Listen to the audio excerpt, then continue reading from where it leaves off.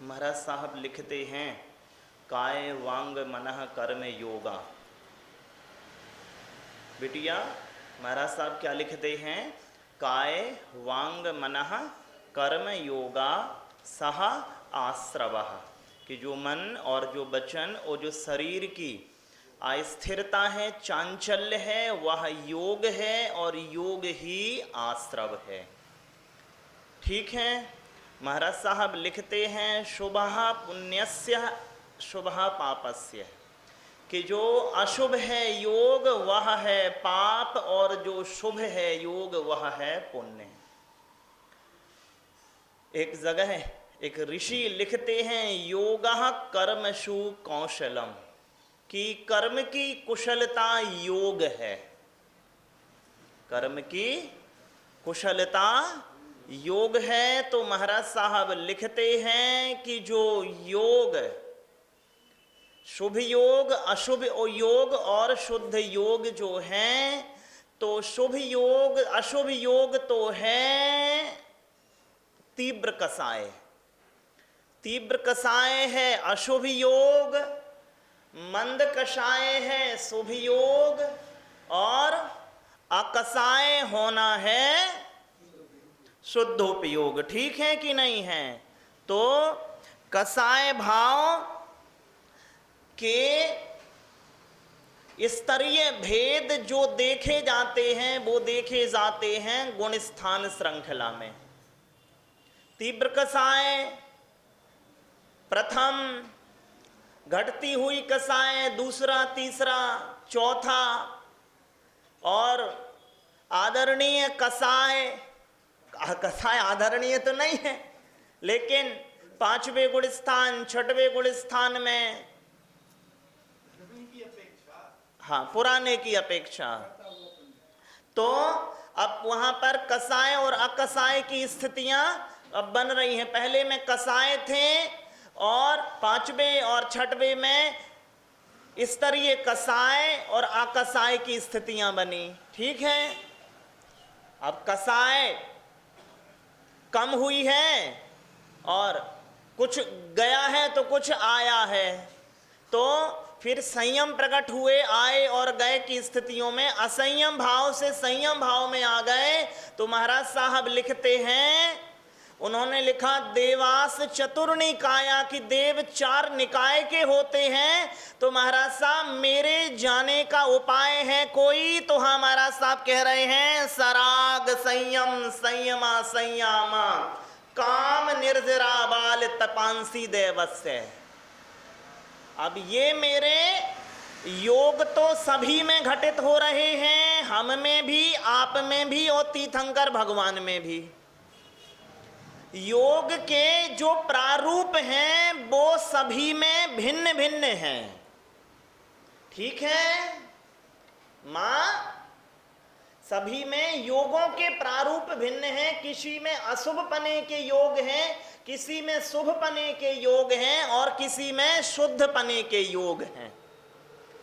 तो मैं जिस जमीनी स्तर पे बैठा हुआ हूं, इस जमीनी स्तर पे मेरे जो योग हैं वो सराग योग हैं। तो सराग योग जो हैं वो रास्ते खोल देते हैं देवास चतुर्निकाया। देवों की जो 4 निकाय हैं, जो देवों के 4 भेद हैं, उनके सराग स्थितियां दरवाजे खोल देते हैं। महाराज साहब कह रहे हैं ना, यो श्रावक व्रत पाल स्वर्ग 16 उपजावे। ठीक है कि नहीं है? तो रास्ते तो खुल गए अपने 4 निकाय के देवों के, और 4 निकाय में अलग अलग प्रकार के जो स्थितियां हैं उससे आप परिचित हो। सौधर्म ईशान की स्थितियां हैं, व्यंतर की स्थितियां हैं, ज्योतिषी की स्थितियां हैं और भवनवासी की स्थितियां हैं। ठीक है कि नहीं है? तो अब ये महाराज साहब ने बताया है मां सराग संयम संयमा संयम काम निर्जरा बाल तपांसी देवस्य और सम्यक्त्वम च, कि ये स्थितियां हैं देवपने को प्राप्त होने की। अब मुझे ये देखना है कि देवपना आदरणीय है अथवा अनादरणीय है। तो महाराज साहब कह रहे हैं देवपना नहीं, मनुष्यपना भी, देवपना भी, हर पना यदि धर्म के साथ है तो आदरणीय है, नहीं तो अनादरणीय है। क्यों? क्योंकि महाराज साहब लिख गए हैं कि स्वापि देवोपि देवः श्वा जायते धर्म किल विसात कापि नाम भवेदन्या संपद धर्म शरीरिणाम। की देव के अधर्म के प्रभाव से हो जाते हैं कुत्ता देव, और अधर्म के प्रभाव से देव हो जाते हैं कुत्ता। ठीक है कि नहीं है? तो धर्म, अभी अपन ने पढ़ा कि शुभ पापस्य अशुभ, शुभ है पुण्य और अशुभ है पाप, और धर्म को पुण्य की कोटि मान लिया जाता है बहुत हद तक। क्यों? क्योंकि मंद कसाएं परिलक्षित होती है। तो मंद कसाएं है पुण्य, और पुण्य को प्राकारांतर से मान लिया जाता है धर्म। ठीक है कि नहीं है? और कुंद कुंद महाराज साहब लिख रहे हैं पुण्य फला अरिहंता, कि मंद कसाय का जो फल है वो है अरिहंतपना। ठीक है कि नहीं है? तो मूल प्रश्न पे आते हैं कि काय वांग मनः कर्म योगा, की योग जो हैं वो 3 प्रकार के हैं और वो ही आश्रव हैं। और इन्हीं योगों के माध्यम से चाहे पुण्य रूप हो चाहे पाप रूप हो द्वार खुलते हैं स्वर्ग इत्यादि और शिव इत्यादि के। स्वर्ग पद भी मिलेंगे योग के कौशल से और शिव पद भी मिलेंगे योग के ही कौशल से। ठीक है मां? तो अब हम देख लेते हैं 2-4 उदाहरण कि योग के किसके कौशल कितने अच्छे हैं और किसके कौशल कितने बुरे हैं। चाचा, मैंने एक बार लिखा था अस्पताल में दिए जा रहे केले का वजन सबसे ज्यादा भारी होता है। क्यों? क्योंकि एक केले को उठाने के लिए 4 आदमी लगते हैं। अब लगा लियो कैसे। तो ये क्या है, शुभ योग है कि अशुभ योग है?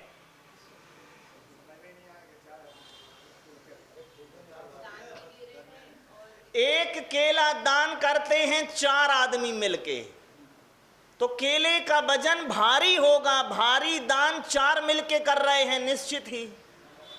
तो ये शुभ योग हैं या अशुभ योग हैं? और महाराज साहब लिख रहे हैं शुभः पुण्यस्य अशुभः पापस्य, और द्वार खुल रहे हैं सराग संयमा संयमा। तो इनसे द्वार खुल रहे हैं, सराग आदि संयम के भाव से खुल रहे हैं स्वर्ग के द्वार। यो श्रावक व्रतपाल स्वर्ग सोलम उपजामे। और इस तरह की जो भाव है, एक केले को 4 उठाएं तो ये श्रावक पने के भाव तो है नहीं, क्योंकि श्रावक पने के भाव में संवेग कारुण आस्तिक्य और अनुकंपा सम्मिलित होता है। और क्या सम्मिलित होता है? निज गुण परु और अवगुण ढाके। और तुम उसके अवगुण पने को, दरिद्रता किसी अवगुण से कम नहीं है, और तुम उसके दरिद्र पने को प्रसारित कर रहे हो सब में। तो एक तो ये योगपना अपना देख लेना आप। ठीक है कि नहीं है? एक आदमी दूसरे से कहता है कि मियां तुम बड़े बेगैरत आदमी हो, मियां आप बड़े बुरे आदमी हो। क्यों? क्योंकि तुमने दाम भी ब्लैक मार्केट के लिए और पेट्रोल इतना रद्दी दिया कि एक दुकान भी नहीं जला पाया, तो शहर क्या खाक जलाता। इस तरह के भी योग होते हैं लोगों के। होते हैं कि नहीं? एक जयंती नाम की श्राविका हुई है भगवान के समय में। ये मेरी कहानी है, लिखना शेष है जो अभी। तो एक जयंती नाम की श्राविका भगवान से पूछती है कि भगवान, सोना अच्छा है कि जागना अच्छा है? तो भगवान कह रहे हैं, बिटिया, दुष्ट का सोना अच्छा है और साधु का जागना अच्छा है।